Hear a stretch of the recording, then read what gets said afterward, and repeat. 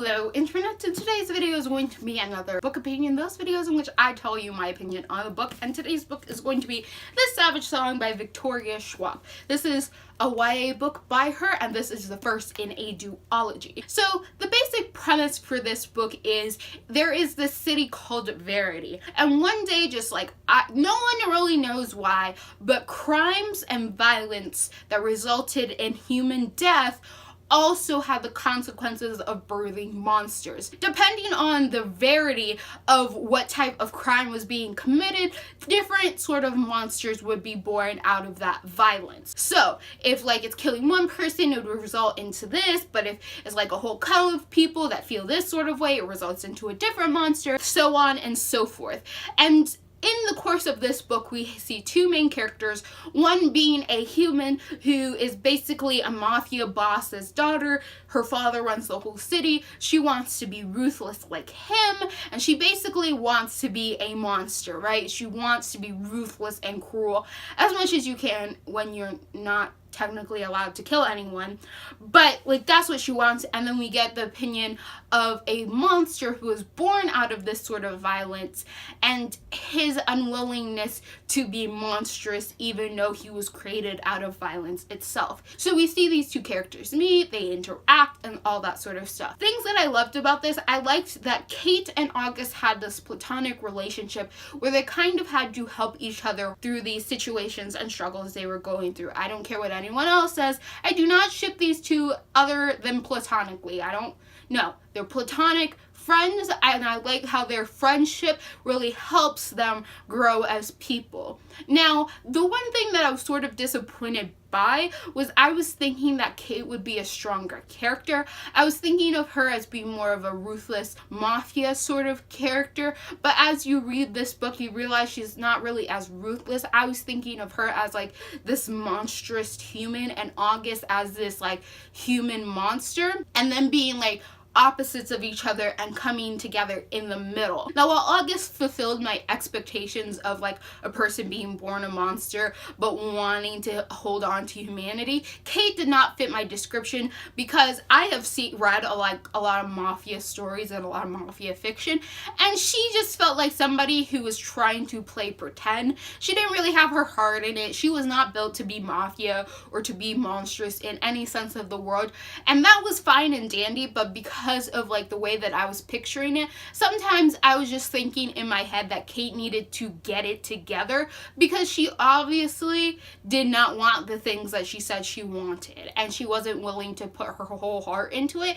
which really just kind of frustrated me. Like at one side I'm like, no, I don't want you to become like some sort of like cruel person, but at the same time I'm like, if you are determined to become like a cruel mafia person, become a cruel mafia person. Like, don't just play pretend the whole time. Like, she really just needed to put things into perspective a lot of the times, and she failed to do so until she had this friendship with August, and August helped her grow and sort of put things into perspective properly. So this book is like more of a 4 stars for me because the character of Kate, I understand that my biases might come from me expecting something else, and then what I received wasn't as great as what I thought it could be, but I did like how Kate slowly grew as a character. I think I would have been fine, except that Kate was very delusional at times, where she didn't even understand the thing that she wanted to be, and so a lot of her decisions or the reasoning behind her doing certain things, just like in my mind, I was like, that is clearly not the right way to prove yourself to your father, or like the way that you're thinking about this isn't even right if this is really the path you want to go down. So like, I wasn't really there for that. One thing that I wish this book had, and that I think would have really benefit this book, is like how in the beginning of the Grisha trilogy and like the Grishaverse books, Leigh Bardugo has like that beginning page that tells you about the Grisha, like the different like tiers of Grisha and like the different names and stuff of Grisha. And even in Renegades by Marissa Meyer, there's like a cast of characters and a little note about what powers they are. I really wish that this had something that talked about the monsters. Now, I don't want anything like spoilery or anything, but I think it would have benefited this book if they had like the 3 different types of monsters shown in this and what violent acts would have created these monsters, because we get to sort of figure out how 2 types of monsters are created, but there's this sort of mobbish zombie monster that I'm not quite sure what sort of violent act creates these sort of monsters. So I really would have liked sort of a like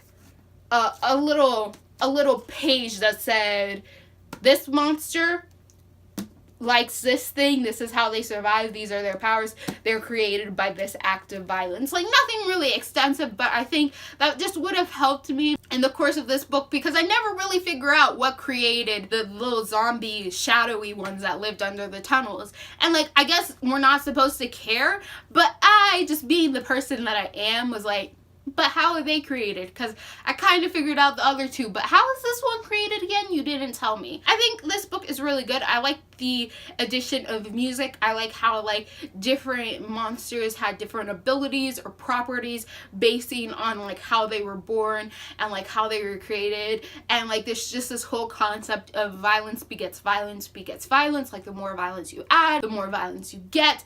And it never, like, there's a lot of things in this world that I really wish was explained, like, why this all of a sudden started happening, because in, like, the second book we figure out, like, this isn't a common occurrence, like, across the whole world. It's, like, a Verity specific thing at the time being, or at least it seems to be a Verity specific thing. So I would have liked to see, like, a reason behind all of this, but I understand that's not what the story was really about. So, like, there's just a few things that lower this book, in my opinion, from being a full 5 stars, that being Kate, and me just really not, me thinking that she's delusional in her ways and wants to be a mafia, and she doesn't really want to go through with it.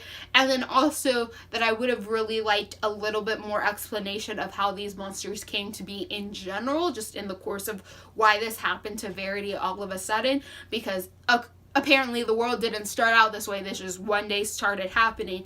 And then 2, a deeper, like more refined explanation of how certain types of monsters are born from certain types of violence and what constitutes these violent acts and like makes these monsters. I like this message that monsters exist in every species. Like, there were monsters who were born out of violence, like these monsters who were monsters, but there were also humans who were monsters as well. And that deciding whether or not someone's good or bad doesn't depend on like how much, like, how they were born or like who they are, but on what actions they take and for what reasons they have these actions taken. Because we see good people having to do bad things, but that doesn't make them monsters. But we see like monstrous people do some stuff that you're just like, oh, okay, like that person's like, no. And like just the righteous beliefs and all of that. I like this book. I think it's really good. I would like to like specify that Kate is not a human monster or a monstrous human. Like, she is not a monstrous human, and I just thought that that's what she was going to be, and that's the reason why this book loses a star, because I thought it would be a juxtapose between these 2 characters who are like pretty much opposites from each other, and them slowly becoming friends or like helping each other in some sort of way. But Kate is not a mafia daughter boss. Like, I'm sorry, she is just a girl who's trying to play pretend and trying to be a mafia daughter's boss. Like, she's not, and that kind of disappointed me, but I'm over it. I'm over it and I've accepted it, but I do like the message and the concept of this book, and that is why I still say it's a really, really good book and you should go and read it. So, if you like what you're seeing here and you want to continue to see more, click all those button buttons down below, and goodbye, Internet.